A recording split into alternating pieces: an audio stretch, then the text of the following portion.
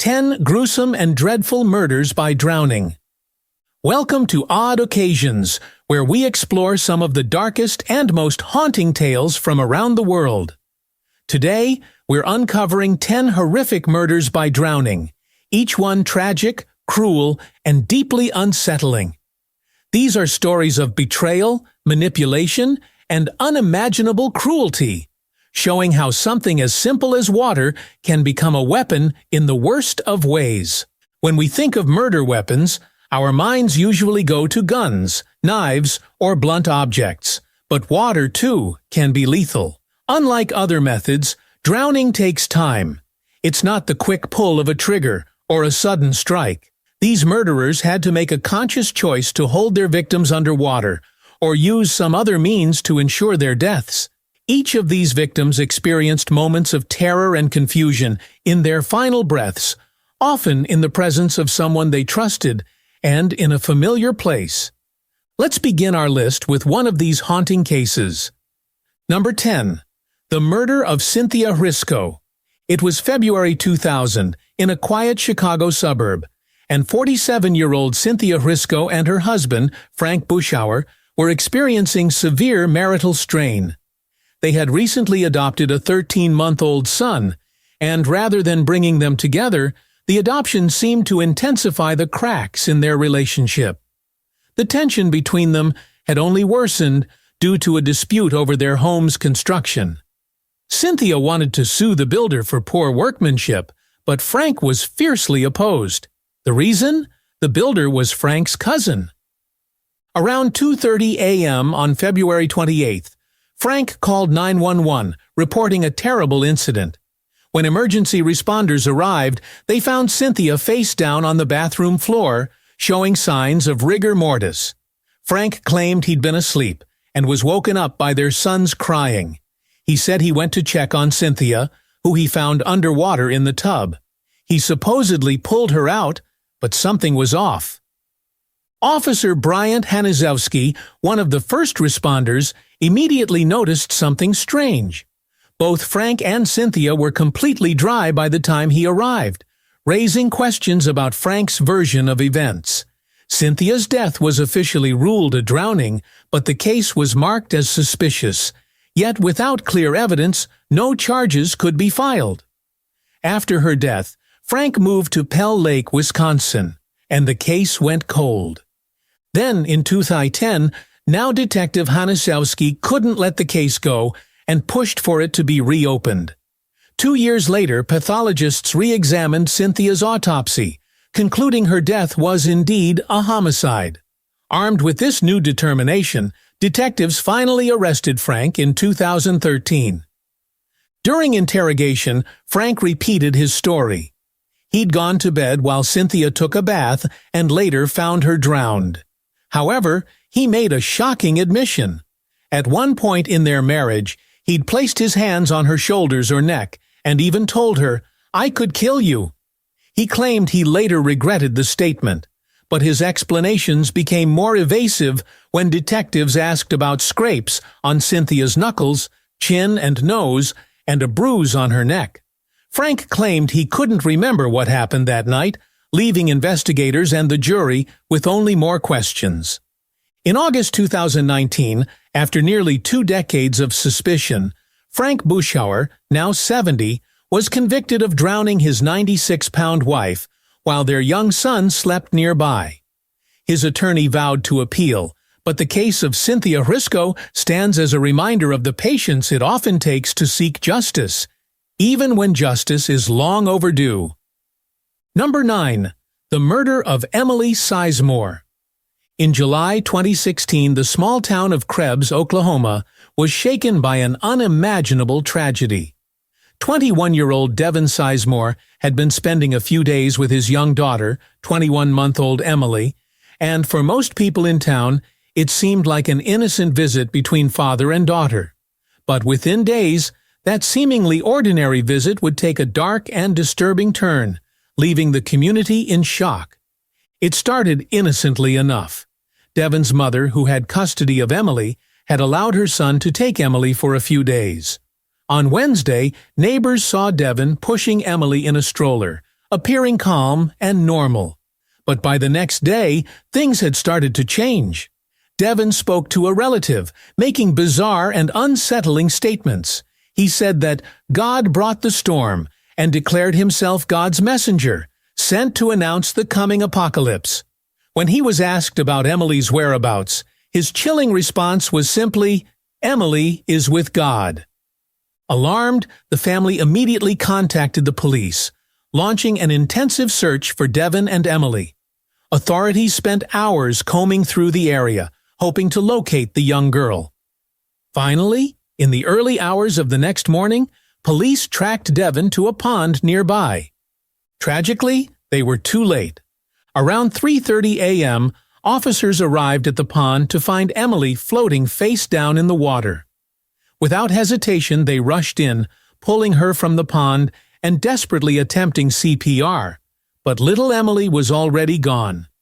Devon, still in the pond, made no effort to run. When an officer approached, he resisted, pulling the officer underwater in what would later be described by the Oklahoma State Bureau of Investigation as an attempted drowning. Eventually, he was subdued and taken into custody. In custody, Devon provided a shocking explanation for Emily's death. He claimed he had baptized her by holding her head underwater for 30 seconds, only to revive her afterward. He insisted that she had been alive before the police arrived, despite the evidence suggesting otherwise. As the investigation continued, even more disturbing details emerged. Devon had apparently dug a hole in the barn where he and Emily had been staying. Prosecutors argued that this wasn't just a random hole, but one that Devon had intended to use as a grave for his daughter.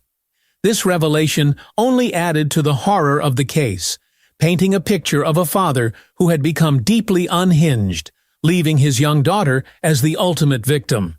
In September 2018, Devon Sizemore faced a Pittsburgh County jury, who, after hearing the heartbreaking and brutal details of the case, convicted him of first-degree murder. He was sentenced to life in prison without the possibility of parole, ensuring that he would remain behind bars for the rest of his life. Emily's death remains a haunting memory in the town of Krebs, where residents continue to mourn the loss of an innocent life taken far too soon. The case serves as a chilling reminder of the darkness that can lurk behind even the most familiar faces. Number 8. The murder of Anne Marie Fitzpatrick. In the quiet community of Chanceford Township, Pennsylvania, the marriage of Anne Marie and Joseph Fitzpatrick III had been unraveling for some time. By 2012, 43-year-old Anne Marie had grown suspicious of her husband Joseph, a 39-year-old who she believed was involved in an emotional affair with another woman. Adding to her concerns was the knowledge that Joseph had taken out life insurance policies on her totaling $1.7 million, a troubling detail that haunted her in the final days of her life. On the morning of June 6, 2012, Anne Marie took a bold step. She wrote an email to herself with a haunting subject line, "If something happens to me." In the email, she documented an unsettling incident from the night before. According to her message, she and Joseph had nearly been in an accident when a large log fell perilously close to her while she was untangling a tarp. She noted that Joseph had been the one standing atop the log pile, directing her below as it nearly toppled onto her. Later that same day, Anne Marie left another message, a chilling handwritten note in her day planner. It read simply, "If anything happens to me, Joe." She signed and dated it, a final act of caution before her life took a fatal turn that evening. That night, Anne Marie and Joseph went out for dinner on their property, choosing a scenic spot by the muddy creek. After dinner, Joseph suggested they take a ride on their ATV near the creek. According to Joseph's account, the ride ended in tragedy when they crashed into the water, a freak accident that resulted in Anne Marie's drowning. But the details of the accident didn't quite add up. York County prosecutors would later argue that Joseph forced his wife into the creek and held her under the water, deliberately drowning her before pushing the ATV into the water to stage the scene as an accident. The fact that Anne Marie's day planner note and email both explicitly mentioned Joseph added an ominous weight to the prosecution's case. During Joseph's trial, a pathologist testified that Anne Marie's injuries could have been consistent with either an ATV crash or an assault, but the circumstantial evidence, the life insurance policies, Anne Marie's eerie warnings, and the suspicious log incident from the previous day led the jury to one conclusion. In May 2015, Joseph Fitzpatrick was found guilty of his wife's murder and sentenced to life in prison without the possibility of parole. However, the case took another twist later that year. In September 2015, a York County judge overturned the conviction, arguing that the prosecution had failed to prove beyond a reasonable doubt that Anne Marie's death was unlawful. Joseph was released from prison and tasted freedom for a brief few hours. But the district attorney's office quickly filed an emergency appeal with the Pennsylvania Superior Court, which granted a stay on the case. In April 2017, the Superior Court reinstated the murder conviction, determining that the initial ruling should stand. And in October 2017, the Pennsylvania Supreme Court denied Joseph's request for an appeal, finalizing his conviction. The murder of Anne Marie Fitzpatrick remains a tragic reminder of betrayal and premeditated cruelty, a life cut short in what should have been a moment of trust and intimacy. Anne Marie's chilling notes stand as a testament to the foreboding she sensed, a silent plea for justice that would finally be answered years after her death. Number 7. The murder of Mason Cutler. In August 2015, a disturbing tragedy unfolded in the quiet town of Lufkin, Texas, when a young life was taken in one of the most heartless ways imaginable. 3-year-old Mason Cutler had been in the care of his aunt, Billie Jean Cutler, and her boyfriend, 17-year-old Bobby Woods, Jr. The household was overcrowded, with 3 families sharing the same living space.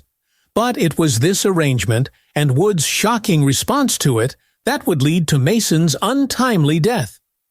Bobby Woods Jr. told authorities that his girlfriend, Billie Jean, was pregnant, and he felt pressured to make room for the child he believed they would soon welcome. However, Billie Jean was not pregnant, something Woods claimed to have been unaware of at the time. Fueled by this misguided notion and an apparent desire to clear up space in the crowded home, Woods devised a chilling plan. On a warm day in August, Woods took Mason to a pond near the house. He walked the 3-year-old close to the water's edge, knowing that Mason couldn't swim. In an act of calculated cruelty, Woods then pushed the little boy into the water. Mason, too young to understand what was happening, began to struggle, calling out for help. But Woods turned away, ignoring his cries. He left Mason to drown. Mason's body was later discovered in the pond, his family left to grapple with an unimaginable loss. The investigation led authorities to Woods, who ultimately confessed, admitting that he had pushed Mason into the pond, letting him drown.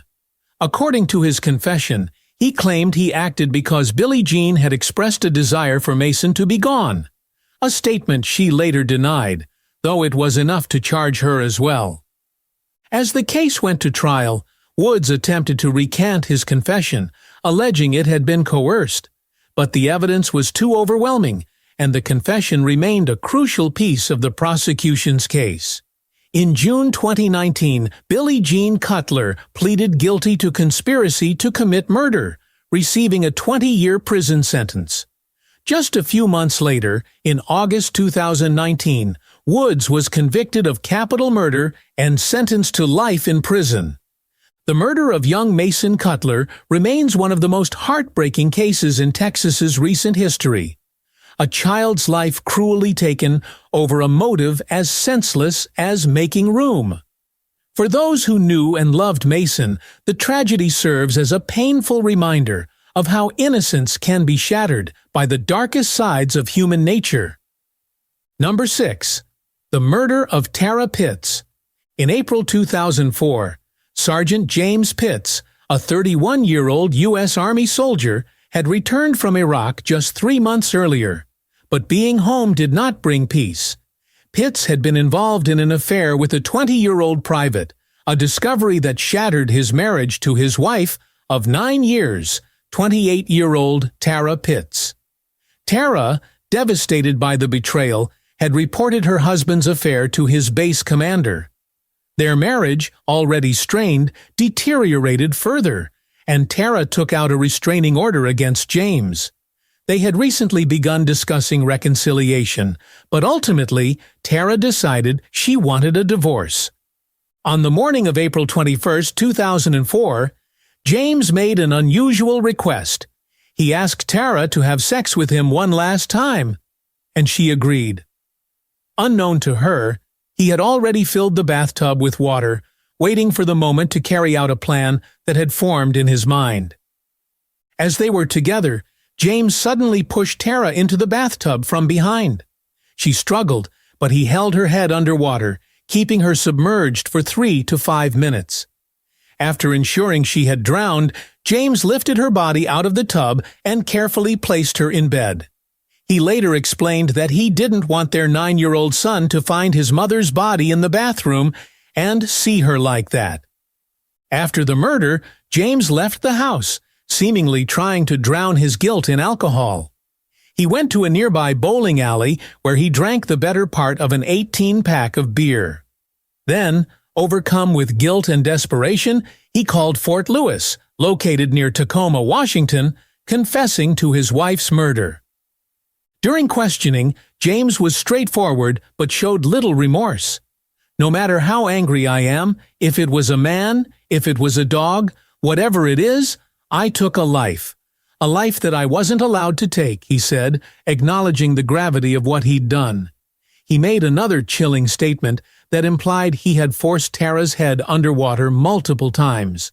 After I dunked her once, I knew I would go to prison for attempted murder at least. As the investigation progressed, James began providing various explanations for his actions. He claimed he'd been thinking about the abuse he endured from his father as a child. Later, he described a moment of flashback, saying he was reliving mortar attacks from his time in Iraq, where he had experienced the trauma of war firsthand. He even suggested that he'd only filled the bathtub because he had planned to take a bath himself, trying to downplay the premeditation behind the act.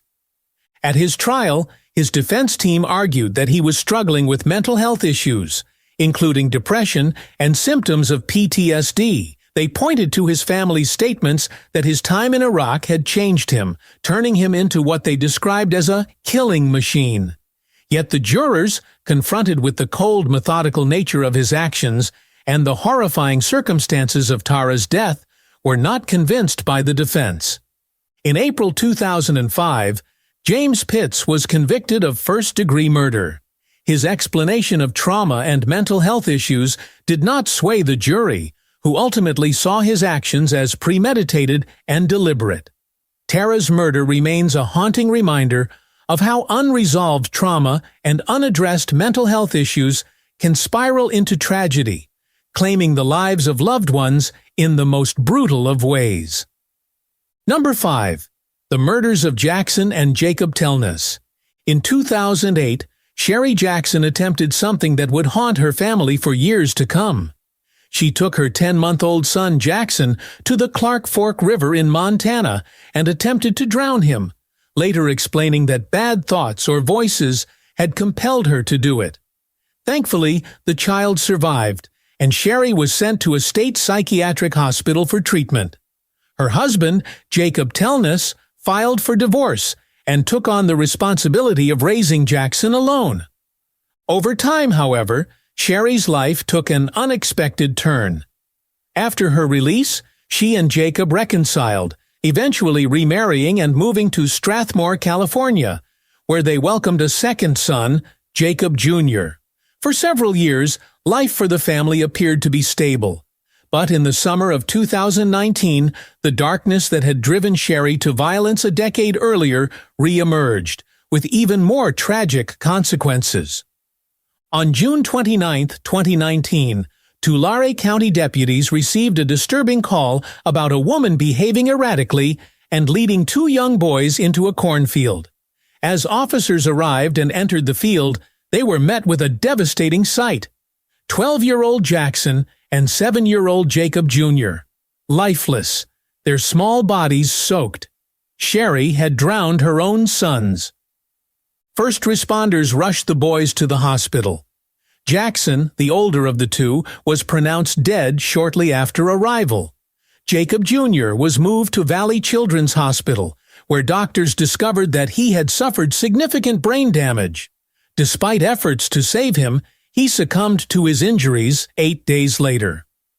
When questioned by authorities, Sherry, now 45, claimed that she had killed her sons because they were possessed by demons.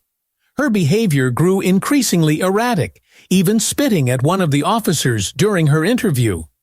Sherry showed no remorse, insisting that her actions had been justified by her twisted belief in the children's possession.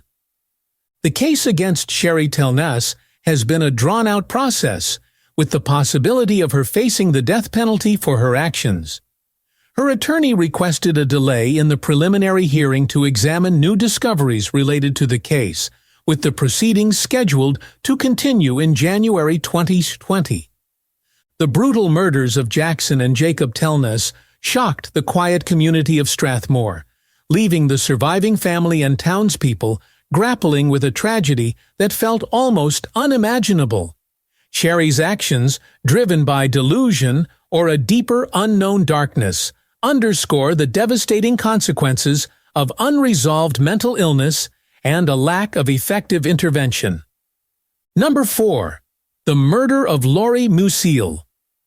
On November 22, 2015, a quiet evening at the Bridge Bar and Sunset Lounge in Gulf Breeze, Florida, took a tragic turn that would haunt the local community. Located along the scenic shore of Pensacola Bay, the bar was a popular spot where patrons could relax by the water. That evening, 55-year-old Lori Musil visited the bar, unaware that her encounter with a man named Christopher Alexander Lindsay would be her last. Musil and Lindsay, age 44, struck up a conversation, and Lindsay eventually offered to show Musil his boat, which was docked nearby. At 10:35 p.m., surveillance cameras captured them leaving the bar together. Less than an hour later, Lindsay returned alone, without his shirt or shoes. His hair and torso were visibly wet, but his jeans were oddly dry. He was disoriented and intoxicated, and he began muttering a chilling statement. He'd been pushed into the water and had drowned Musil. The bartender, noticing his aggressive and strange behavior, informed Lindsay that he couldn't re-enter the bar without a shirt or shoes and sent him away.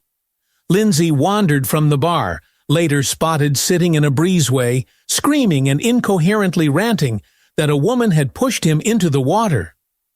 After several confused interactions with others, he checked into a nearby hotel. The following night, Musil's body was discovered along the rocky shore of Pensacola Bay. Her body had been carefully placed on the rocks, suggesting an attempt to hide her after the attack. An autopsy later revealed disturbing details. Her body bore extensive bruising along her arms and legs, and internal injuries indicated a physical assault. Ultimately, the autopsy concluded that Musil had drowned by facial immersion, a brutal method in which her face was forced into the water until she could no longer breathe. Further investigation led authorities back to Lindsay, who became the prime suspect. Phone records revealed that Musil's phone had stopped transmitting location data at precisely 11:07 p.m., around the time Lindsay had returned to the bar alone. Surveillance footage, witness statements, and the timeline of events all pointed to Lindsay's guilt.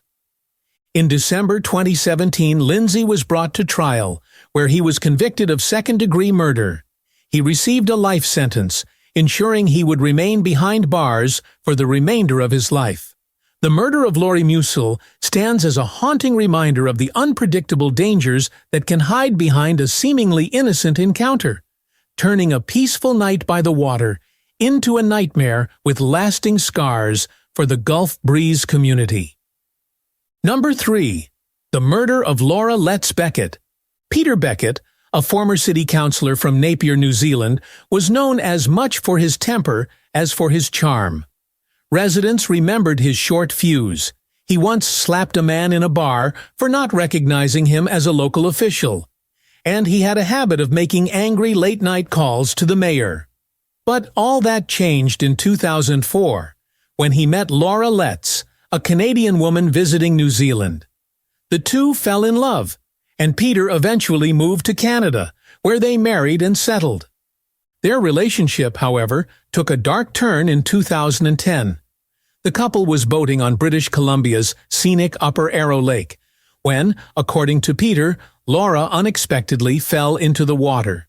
He claimed he tried to save her, but as a large man weighing over 400 pounds, 180 kilohours, he struggled, saying his weight made him too buoyant to effectively reach her. Eventually, he was able to retrieve her body, supposedly by using a large rock to weigh himself down. Laura's death was initially ruled an accident, and no foul play was suspected at the time. But that ruling didn't last. A year later, in a shocking development, Peter was arrested and charged with Laura's murder. Prosecutors argued that Peter had intentionally drowned Laura, hoping to collect on her life insurance policy and her inheritance. The trial that followed was anything but ordinary. Peter's behavior in court was bizarre and erratic. At one point, he performed a traditional Maori dance, seemingly out of nowhere. He also questioned the legitimacy of the court proceedings, accusing the judge and prosecutors of conspiring against him, and even claimed that the court was biased.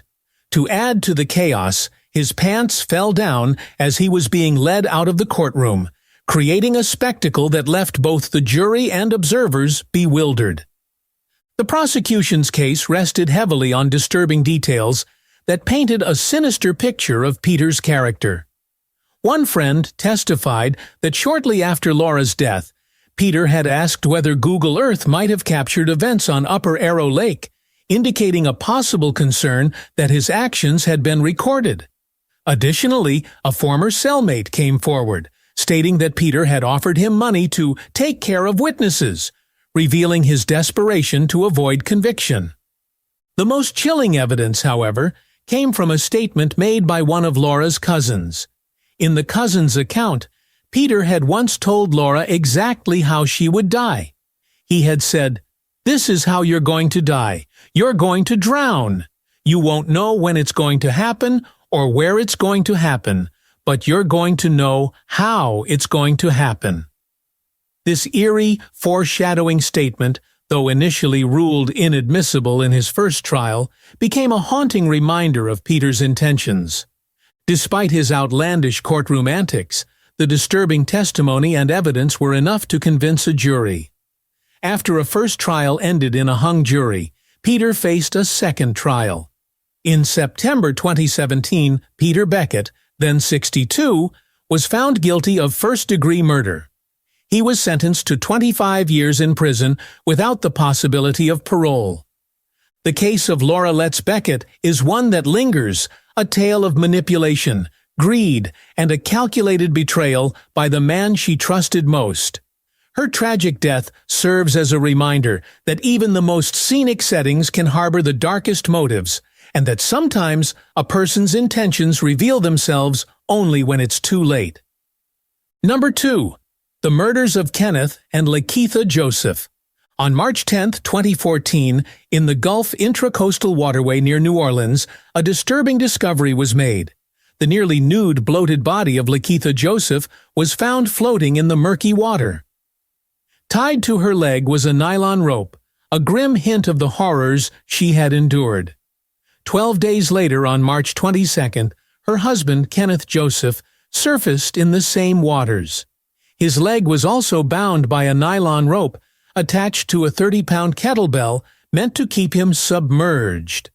The couple, who had been reported missing in February, showed signs of having been beaten, but it was determined that they had ultimately died from drowning. In 2017, after years of investigation, 41-year-old Horatio Johnson was convicted of their murders. His conviction was made possible largely due to the shocking testimony of his ex-girlfriend, Brittany Martin, a former prison guard who had developed a relationship with Johnson when he was serving time for manslaughter.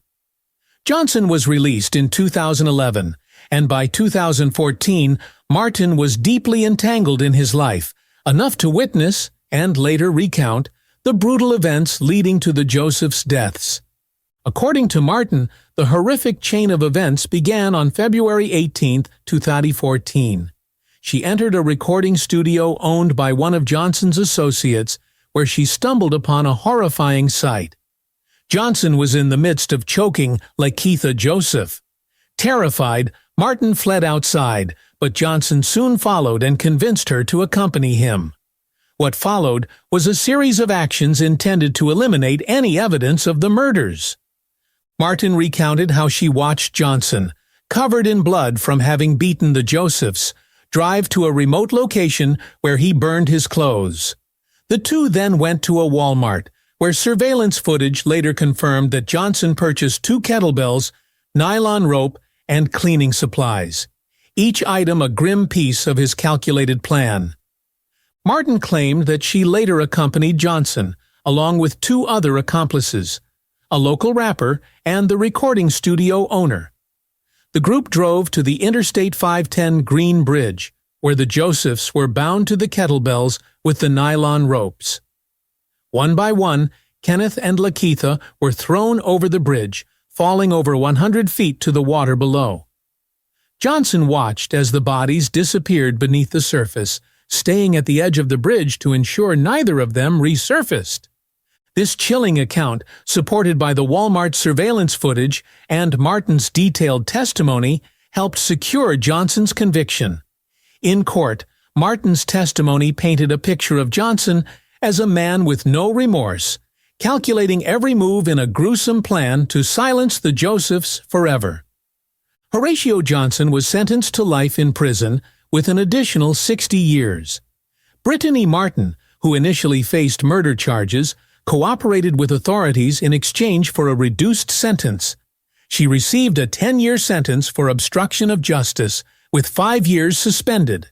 The murder of Kenneth and Lakeitha Joseph is a haunting story of betrayal and brutality, illustrating how greed and callous disregard for human life can turn into unimaginable cruelty. For those who knew the couple, their tragic end remains a painful memory, a reminder of the darkness that can lie behind seemingly ordinary relationships. Number 1. The torture and murder of Kentae Williams. 10-year-old Kentae Williams lived a tragically short life, his last moments marked by unimaginable pain at the hands of someone meant to care for him.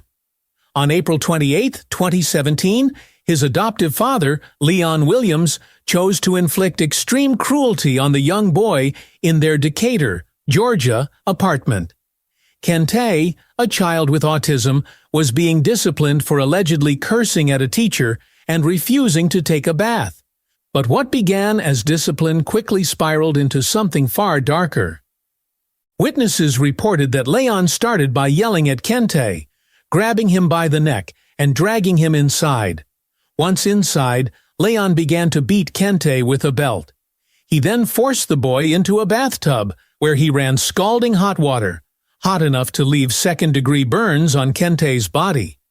Kentae, in pain, complained twice about the water's temperature, and both times Leon responded by holding his head underwater, forcing the boy into submission until he finally lost consciousness.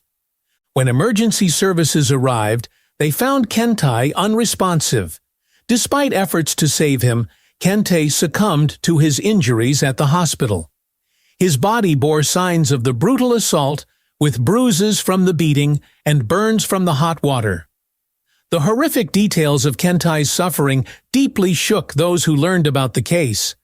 In July 2017, Leon Williams was charged with aggravated assault, aggravated battery, multiple counts of child cruelty, felony murder, and malice murder. During the trial, the defense tried to lessen Leon's charges, presenting photos of Leon and Kentae together, smiling, in an attempt to show that Leon had cared for him. They argued that Leon's actions were tragic, but that they didn't amount to murder. But the prosecution's case was devastating. They presented photographs from Kentae's autopsy, each one detailing the extensive bruises and burns inflicted on the young boy's body, proving that this was not a tragic accident, but a cruel act of violence. When the verdict was delivered in July 2018, the courtroom was silent, save for the voice of the juror who read the verdict. He struggled through tears as he announced that Leon Williams was guilty on all counts. The following month, Leon was sentenced to life in prison without the possibility of parole, ensuring he would remain behind bars for the rest of his life. The murder of Kentae Williams stands as a harrowing example of abuse from those trusted to provide care and love. His memory serves as a painful reminder of the vulnerability of children, particularly those who rely on guardians for their safety and well-being. Thank you for joining us on Odd Occasions as we delved into these dark and haunting stories of lives taken too soon. If you found today's stories gripping, don't forget to like, subscribe, and hit the notification bell for more journeys into the mysterious and unsettling. Remember, curiosity can shed light on even the darkest tales, but always stay cautious. We'll see you next time.